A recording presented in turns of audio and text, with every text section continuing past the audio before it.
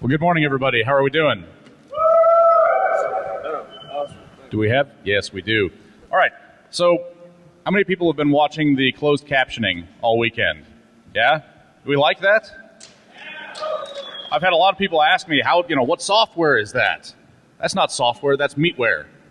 There's actually a person on the other end of the wire that is typing that in. And they've been obviously very patient and probably typing things that they normally don't type out in a regular day-to-day. So why don't we take this opportunity and ask our person doing the transcriptions, what have you thought of the conference so far?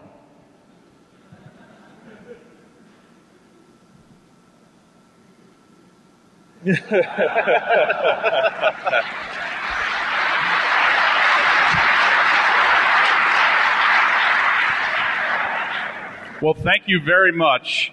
Since this has been going on, it's really helped out and it's really added to the conference experience for everybody, and we're really glad that you guys have been putting in the time to help us out. So let's give them a round of applause one more time.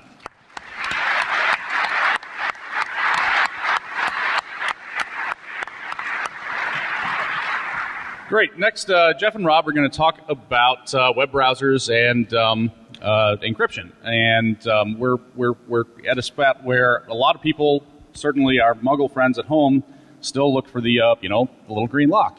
If it's got the green lock, it has the same security banks use. Therefore, it's secure, right? Military grade. Military grade. Yes. Grade. And we're going to talk about why that may not be the case, and maybe some things that we can do to make sure that when you see that little lock, that it might mean a little bit more that it's locked.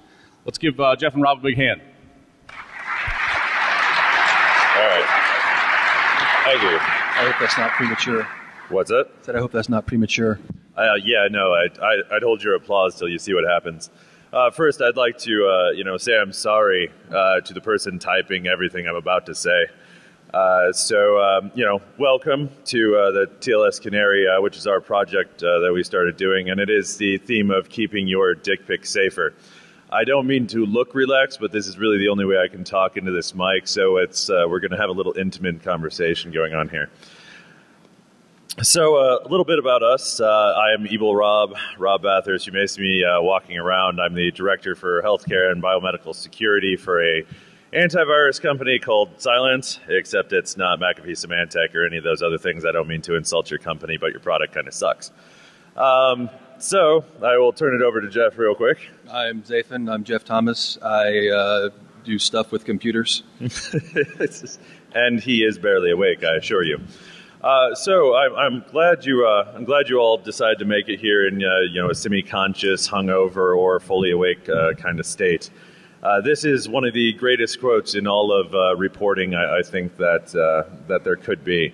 How many of you saw the actual interview that this was taken from? Was it not amazing? I mean, it was truly the best thing. I was riveted the entire time. Because aside from the quantum project and everything else the NSA runs, I truly want to know whether my dick pics are being collected. The answer is always yes. The answer is always yes. So, we want to talk about, better ways to take those dick pics that are being collected so analysts aren't bored and, generally intrigued, what angle you should take them at, if it's better from the side or up top. Always put a penny or something next to it just to, enhance that. So realistically, why this project? Things we like ourselves, obviously. Some of you, a very small percentage, but you're out there. And systems that are not built on blind trust. I mean, the whole reason we started looking into this and the whole reason that we built this project is because a lot of the infrastructure behind the internet was an add-on and an addition well after the fact. They're like, yeah, okay, so I can see that web page, but I really need to transmit something securely. Well, we could re-engineer it.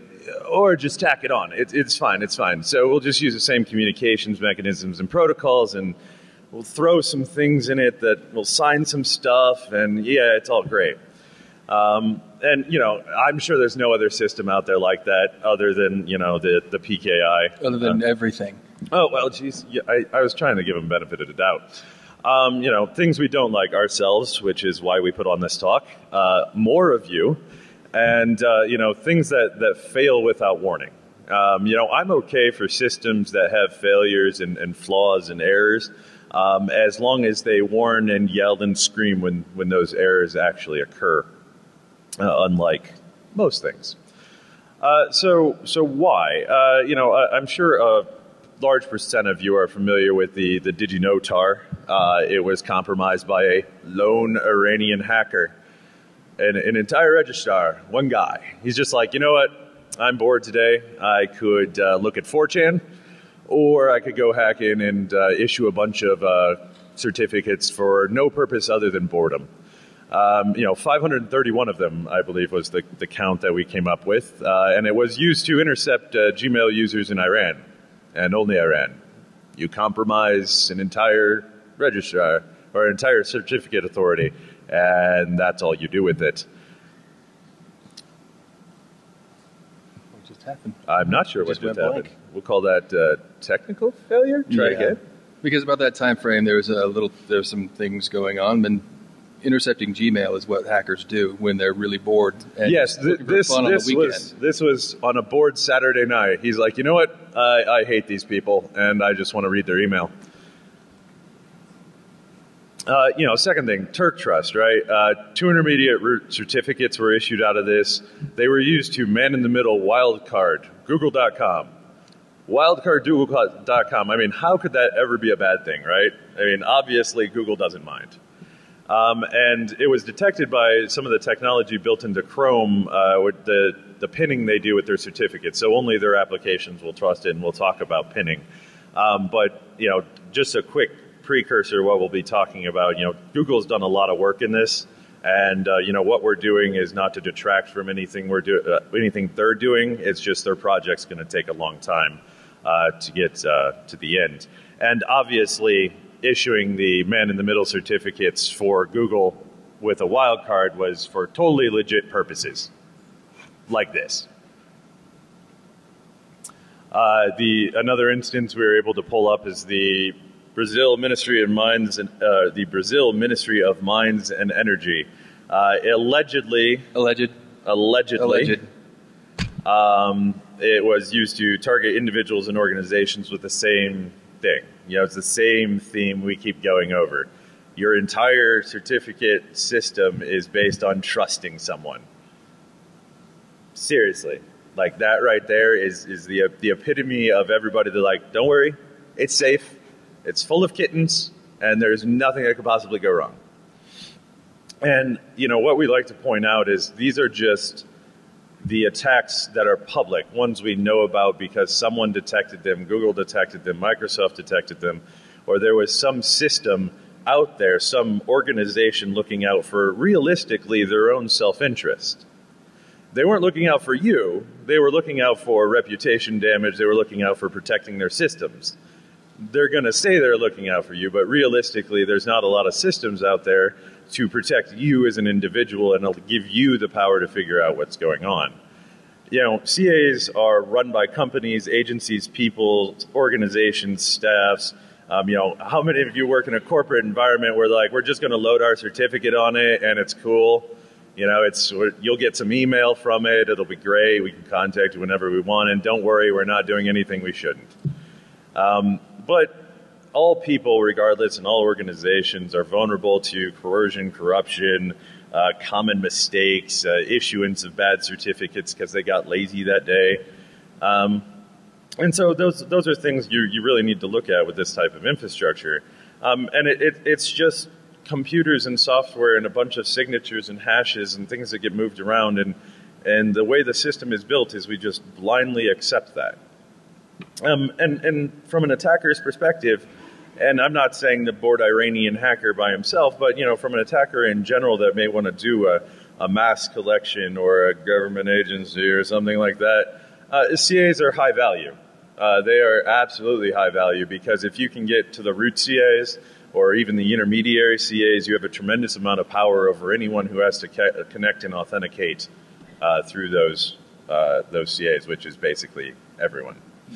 We've also extended certificates to be used for other purposes, such as software signing, things that can actually be embedded in your operating system. Being able to subvert those has a proven track record of allowing you to do some very nasty things. Or even, as we're going to bring up an example, your citizenship to a country is controlled by a PKI certificate. So, what is a certificate? And, I'm not going to bore you with all the details of what a certificate is, but in general, it verifies ownership or of a key associated with a resource. It's issued by a certificate authority at some level that is trusted, and they are used on your computers, they're used in applications, they're used on your cell phones, they're used for software updates, they're used for, basically anything that we're like, we need to establish a unique identity of some kind at a high level. So how does it work? Well, again, it's all built on trust. It doesn't actually work and it's super broken, but I can't go out and say that right away because then I sound like a pessimist. So legit certs are signed by a trusted CA, in this case like a GeoTrust or VeriSign or the large ones that collect lots of money for doing this time and time again. Our browsers that are trust anything that is signed by these CAs by default because they are inside of our root of trust inside the browsers, cell phones, et cetera, et cetera. Sessions get negotiated by magic. I say that because my talk is not to talk about how broken TLS and SSL are as a protocol, just the infrastructure around them. And then after you get that lock symbol or you get that, it's all good, you're free to send your very secure dick pics through them. And that's really what we're here for. And from the user's perspective, they've been trained. If you see the green lock, this is considered progress in that if they see the green lock, they know it's okay to type in their password, they know it's okay to do their banking or whatever else they're doing online. Yeah, so if you get on the DEF CON open network and you see the green lock, you're good to go. Nothing bad is happening. Bally's just wants to make sure that you have the room number and credit card associated with wherever you happen to be all the time. So we call this the chain of fools, right? It's I'm trusted by the world as the root CA for whatever I'm doing. You pay me some money. It's a lot of hard work to sign those certificates. So I sign your cert. I take your money. Your cert's now trusted by anyone who trusts me, which, by the way, is everyone because I'm in your root store doing whatever I do. And now you can say you're whoever you asked to be. In the case of the man-in-the-middle attacks on the wildcard for Google.com, a computer that uses that as a reference for trust, or if you're being funneled into that a proxy, you're not going to know. Your browser is going to give you the same, hey, it's all good, as the certs that Google issues. And that's because to your browser, any of the 200 certs that it has loaded in its root store is legitimately okay to say that Google is this definite computer over here not collecting your data whatsoever. So this was the example I brought up earlier. I got to credit Citrix for this this picture that kind of proved my point. I think they were trying to sell one of their products to the Belgian government to help them do the CA infrastructure and verification. But you have the global sign root CA, you have the Belgian intermediary root CAs, and you have a bunch of these citizen CAs down here that verify the citizenship of the individual down at the very bottom, the army of people.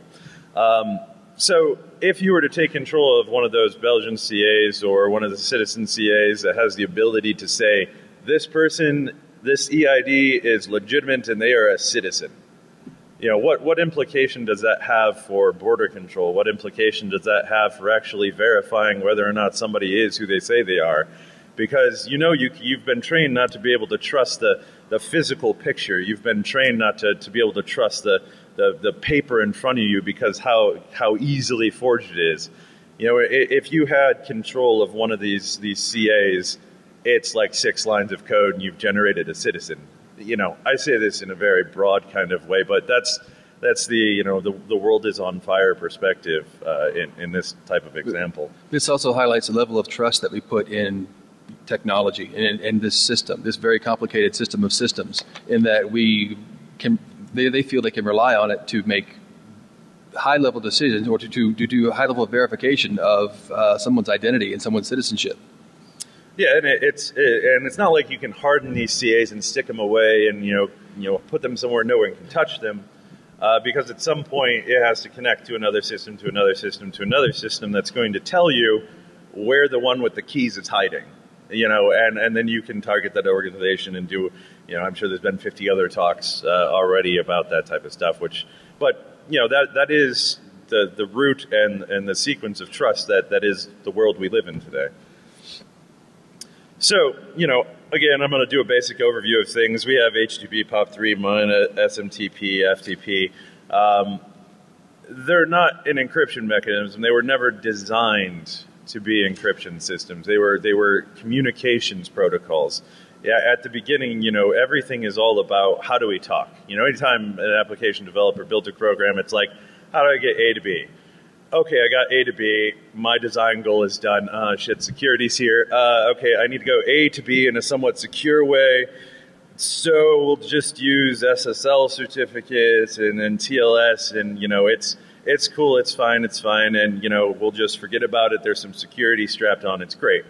But at the core of the problem, at the end of the day, everybody's just concerned with how do I get A to B? How do I get the dick pic here to here? And how do I make it look good? That is really the concern people have. So how do the secure tubes work, right?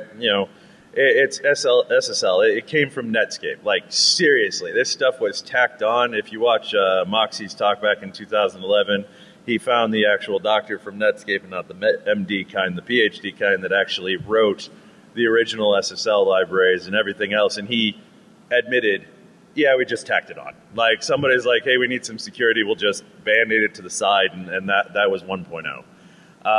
Since then you've had the RFC 6101, 6176, and the TLS 1.3, which is the new draft coming out.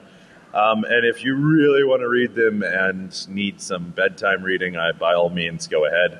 It's not hyperbole to say that SSL is the reason we have the internet we have today, where business can be conducted, because people actually feel safe putting their credit card online and giving it to a website, because they see the green lock and that their credit card can't be stolen. Yeah, and anyone who says that marketing doesn't deserve money has not been paying attention. Because seriously, you can sell ice to an Eskimo if you have the right marketing guys.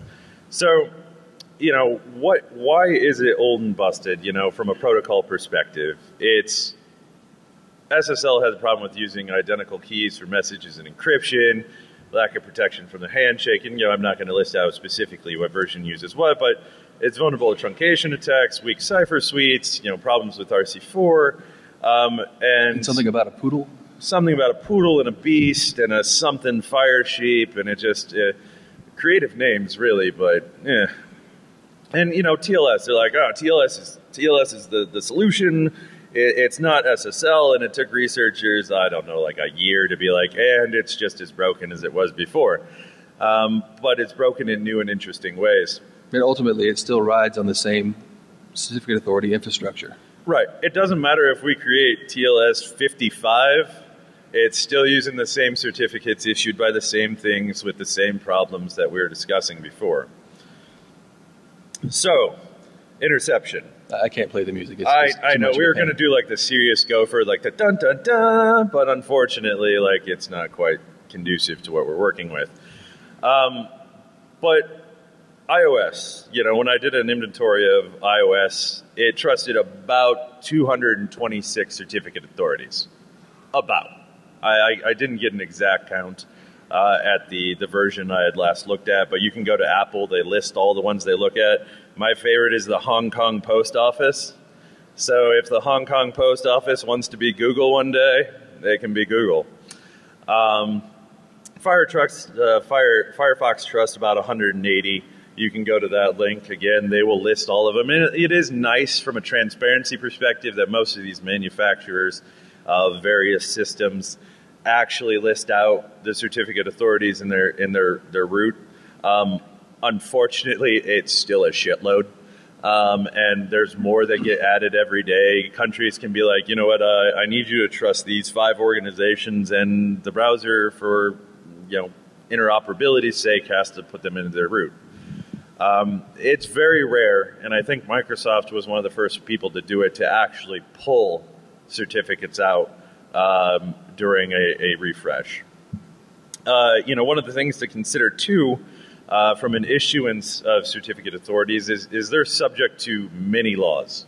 They're subject to local laws, state laws, federal laws, international laws, what have you. If an organization decides that, for lawful purposes, they want to do some form of interception, they do all their government forms, and you tell me SCA in the world is going to be like, no, I'm just not going to comply with this.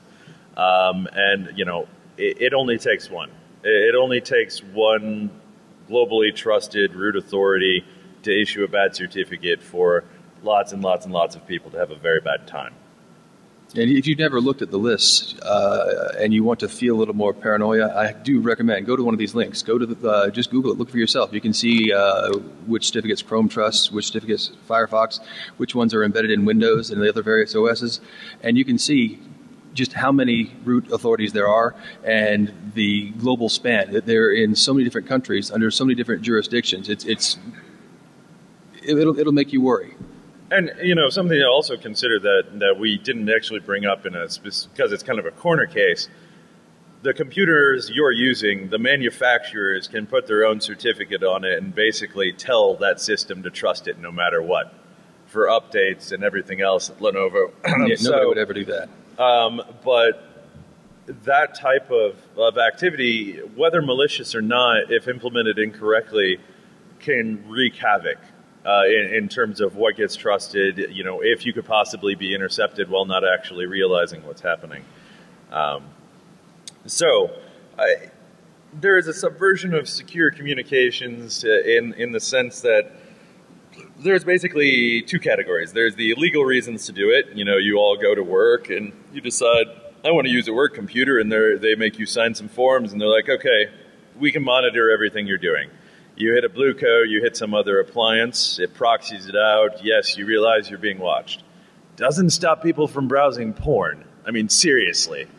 But I've spent the past 5 or 6 years of my professional life recommending that a lot of places do this because it's a good thing if you have to protect a corporate network and you have good policies in place.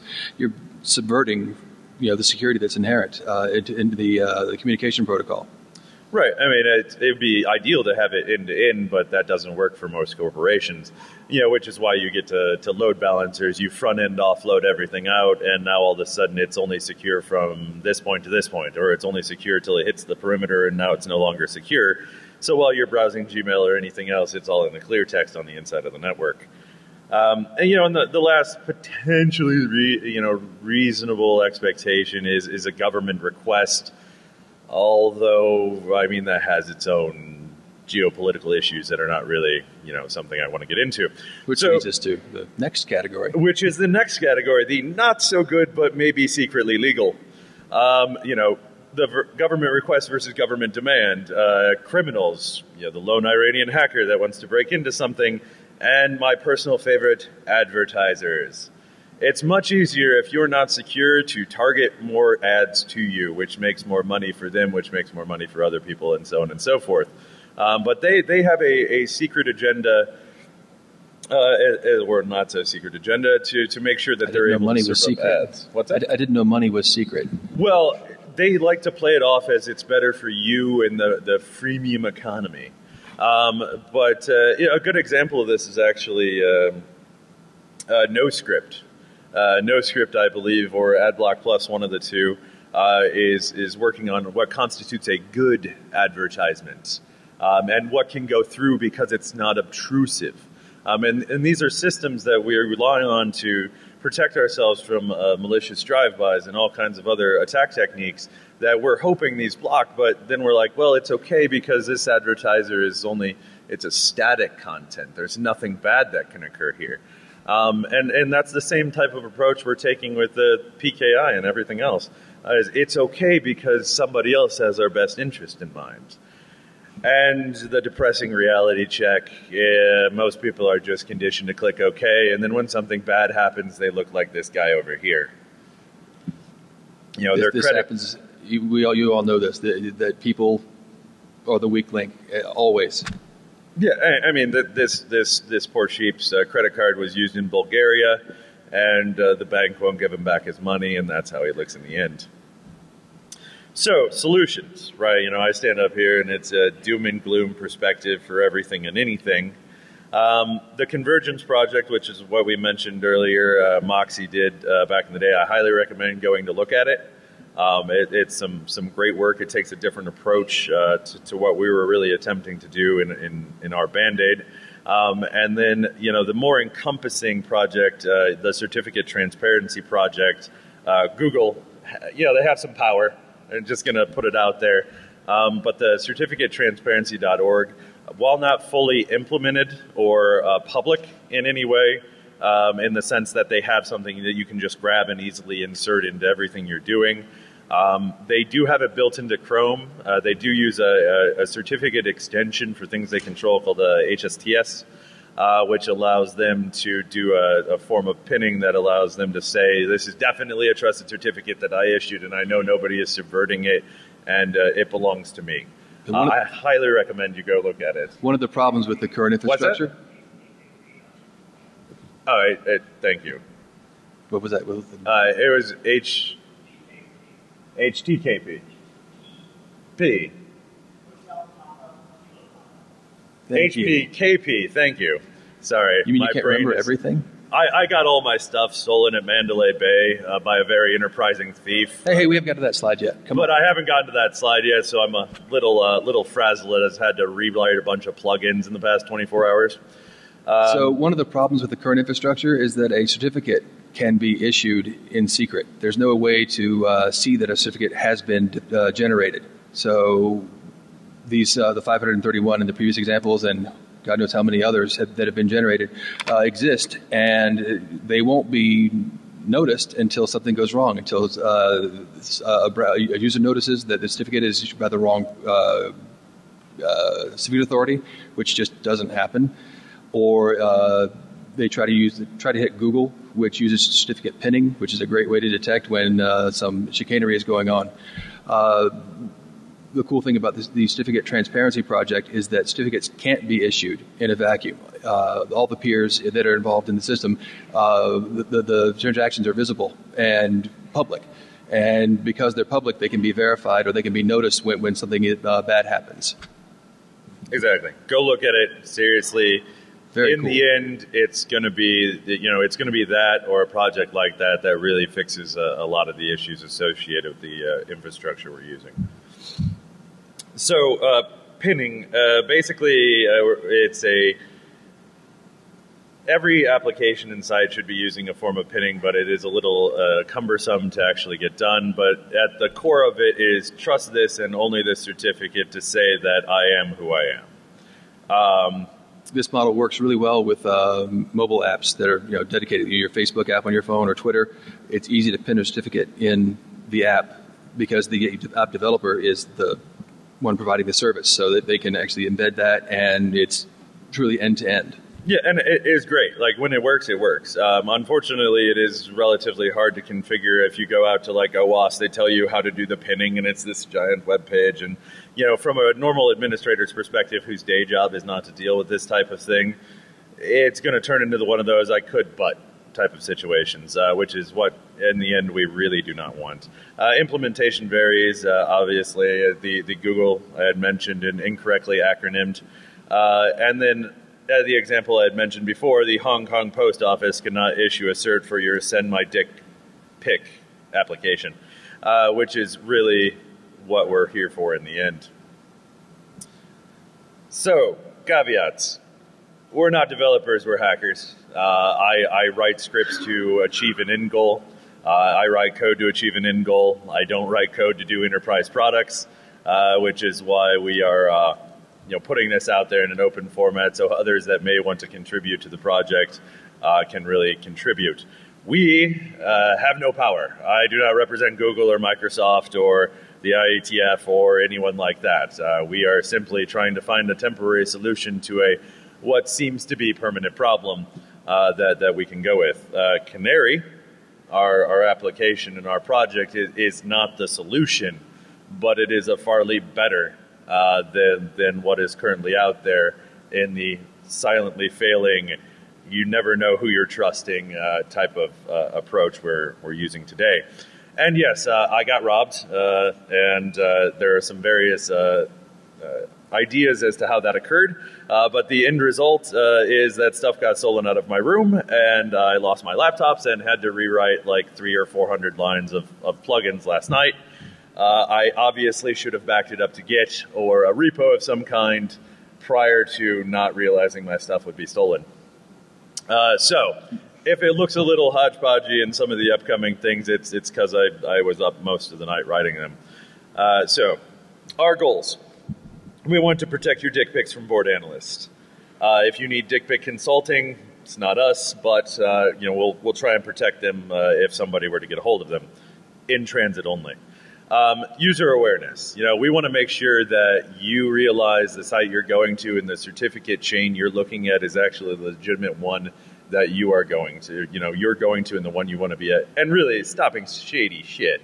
I mean, come on, like the whole infrastructure we're on is meant to be, is meant to be a good idea and turned into a horribly abused idea. It's meant to be trustworthy. Yeah, it's meant to be trustworthy. So what the tool does. The tool is built in kind of a client-server model, and we built it that way so you could specifically leverage our infrastructure and build your own plugins and do whatever you want to do, and we'll show that here in a second.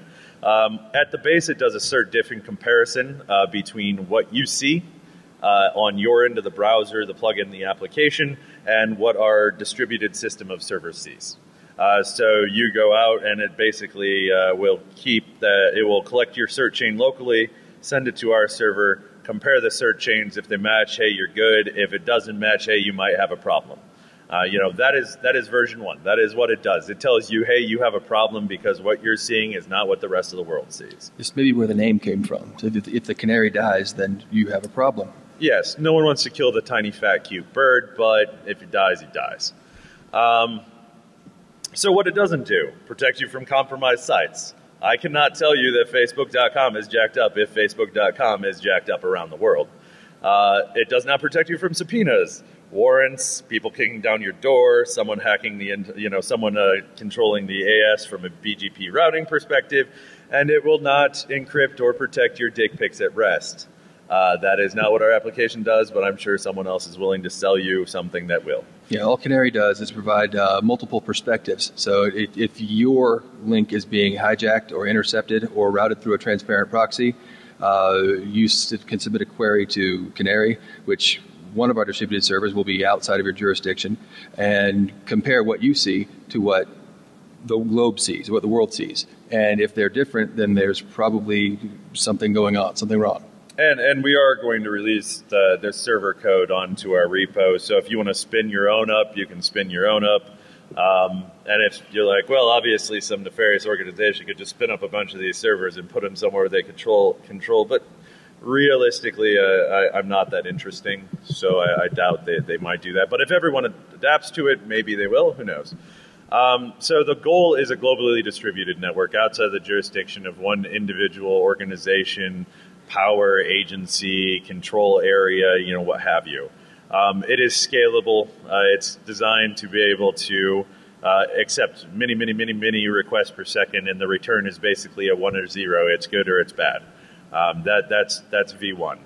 We're going to eventually, hopefully, build in a certificate history chain so it keeps track of if any of the changes occurred anywhere in the chain, or some of the more features for round robining across the globe and stuff like that.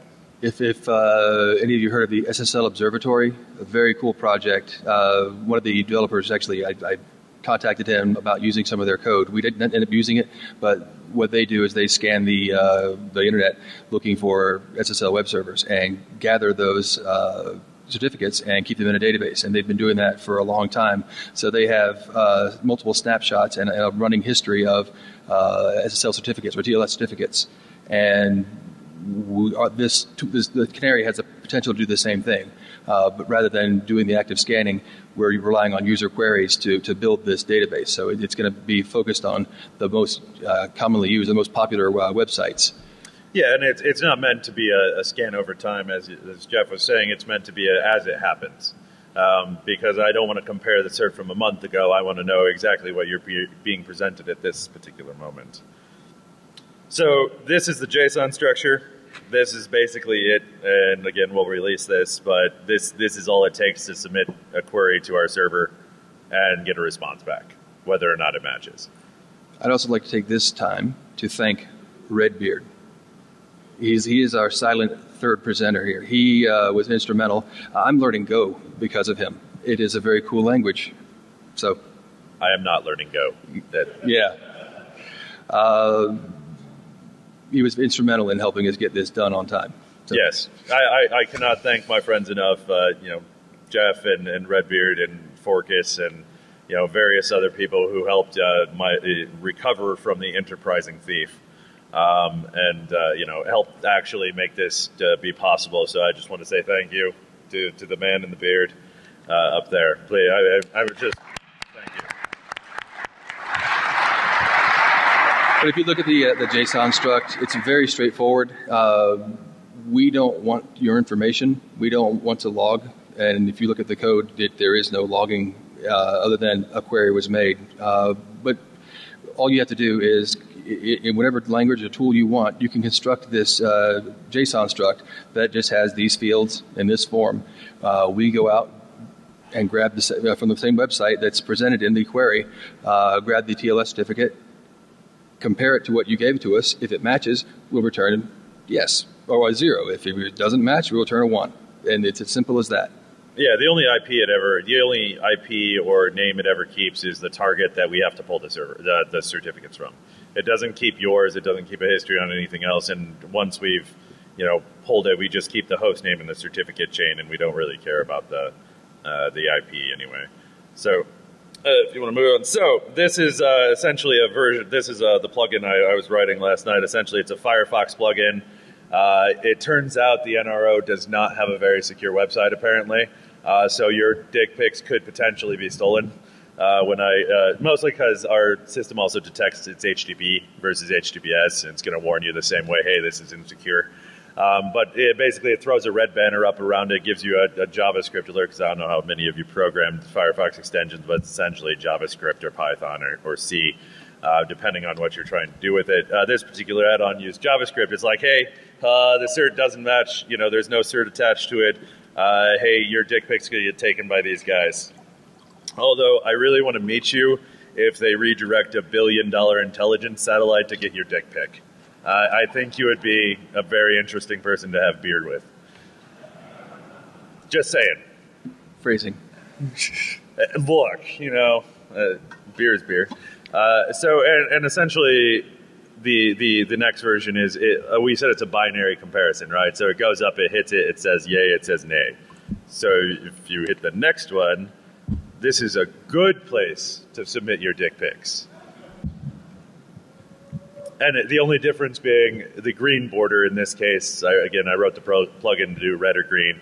Green border says, yes, we've taken the certificate chain. It matches what I see. It matches what the server sees. And when it did the comparison, it's like, cool, if you want to put your dick pic here, it will be protected by the same certificates that you're seeing that we're seeing. And this is where real developers can actually contribute, because we know Firefox, and we can see there's hooks for intercepting SSL calls. We can intercept the query, the web requests before they go out. And if the certificate chain doesn't match, then we can block them. But when you're dealing with a Android or iOS, it's a lot more difficult to intercept transitions before. So if you open up your browser and try to log into your bank or to whatever, your password could be transmitted before Canary knows that something has gone wrong. So your credentials have been compromised, your activity has been logged, and it didn't serve its purpose. Yeah, and the browsers are okay. There's stuff actually built in from Netscape libraries that can allow you full control over some of the stuff with Chrome, some of the stuff with Firefox. But it really is, as Jeff was saying, the applications where iOS has a tight control over execution and network hooks, that it becomes a more after-the-fact warning that we're trying to work with and get around.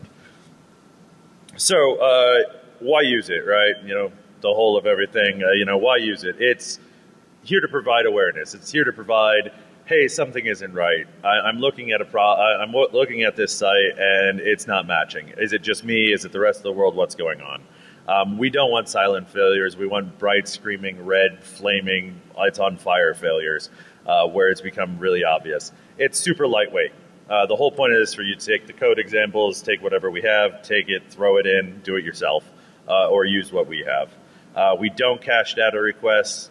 We might start caching observed certs, but that really has less to do with you and more to do with the general infrastructure of the internet. And we will never store your personal requests. And this is the SSL Observatory Lite part of it, where it's more of an intellectual curiosity and to be able to speed up if it does start becoming popular, God forbid, being able to speed up the queries and also do correlation and history. See, and when something changes, if it changes before the certificate expires, and just general tracking. Yeah, so why not use it? I mean, really, come on. I mean, that's what we're here for. That's why I spent all last night writing this crap, right? And he spent all week.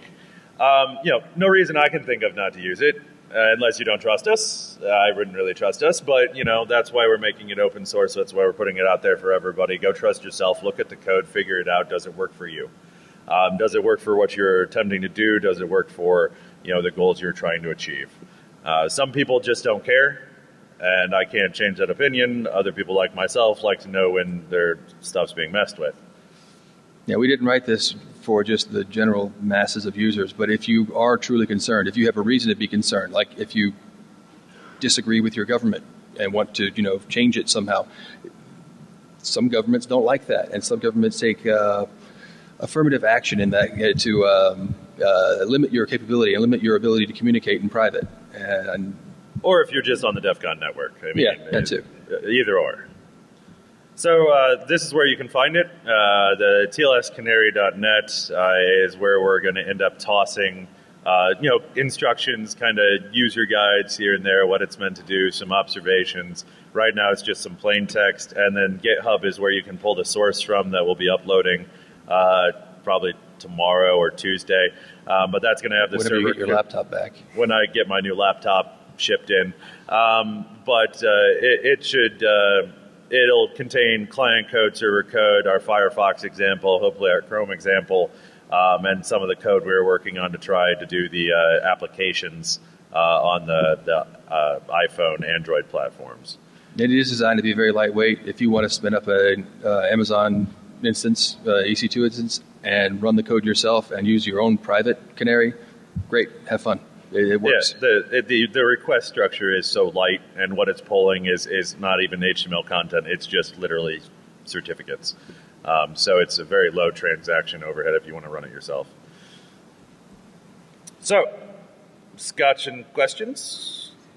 So I assume it's going to say self-signed service or not. It will say that a self-signed cert does not match what I see globally unless the server you're hitting is also the one that has the self-signed cert. Well, yeah, if you present us with a self-signed certificate and we see the same one, we tell you it matches. We don't care. That's not our problem. Yeah, if you trust it, and all we're saying is it is a one-to-one, and that's what matters from the application perspective. So this is pretty cool stuff, guys. I was wondering if kind of goes along with OCSP, except for the fact that OCSP goes with certificate authority. This is kind of more to gathering intel across the community and sharing that information. And I was wondering if you guys thought about publishing this as part of an RFC to kind of standardize this as a method for additional checks, because it would be really cool if this information, this intel starts getting out there to where people can start making decisions on certificate authorities and go, wait a minute, those certificate authorities are bad. We need to start disabling those certificate authorities and looking at those, monitoring those guys and say which ones are doing the proper things and which ones are not doing the proper things. And those are not doing the proper things, we just get rid of them. Sure. I mean, the potential's out there, and it's all going to be open source. So the query structures and what we observe and everything like that is meant to be wholly transparent. So if somebody with that authority wanted to go through and do that effort, we'd be more than happy to support that and provide whatever information we'd have to provide.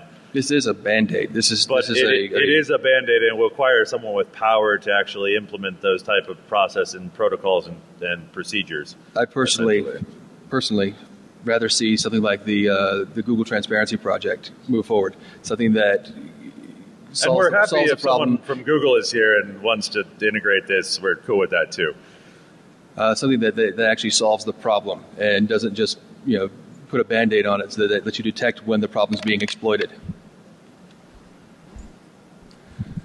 Firstly, thank you for helping to protect my dick pics. Well, that's what we're here for, right? If your schlong transverses the internet unsecurely, it hurts all of us.